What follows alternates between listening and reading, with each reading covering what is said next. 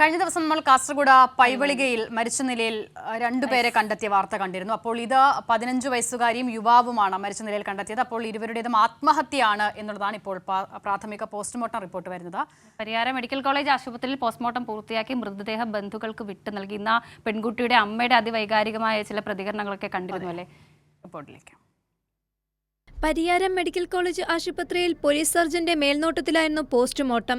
ഇരുവരും ആത്മഹത്യ ചെയ്തതാണെന്നാണ് പോസ്റ്റ്മോർട്ടം റിപ്പോർട്ടിലെ പ്രാഥമിക വിവരം. മൃതദേഹങ്ങൾക്ക് 3 ആഴ്ചയിലേറെ പഴക്കമുണ്ട്. ആന്തരികാവയവങ്ങൾ ഫോറൻസിക് പരിശോധനയ്ക്ക് അയച്ചു. DNA സാമ്പിളുകൾ പരിശോധനയ്ക്കായി ശേഖരിച്ചു. വിശദമായ വിവരങ്ങൾ രാസപരിശോധനയ്ക്ക് ശേഷമേ ലഭ്യമാകൂ. മൃതദേഹത്തിനരികിൽ നിന്ന് കണ്ടെത്തിയ 2 പേരുടെയും മൊബൈൽ ഫോൺ സൈബർ സെല്ലിന് കൈമാറും.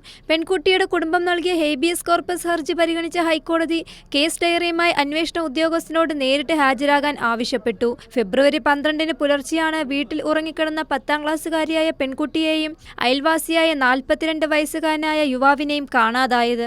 ഞായറാഴ്ച പോലീസും നാട്ടുകാരും നടത്തിയ തെരച്ചിൽ വീടിനടുത്ത് 200 മീറ്റർ അകലെ അക്വേഷ്യ കാട്ടിൽ തൂങ്ങി മരിച്ച നിലയിൽ ഇരുവരുടെയും മൃതദേഹങ്ങൾ കണ്ടെത്തിയത്. കൈരളി ന്യൂസ്, കാസർഗോഡ്.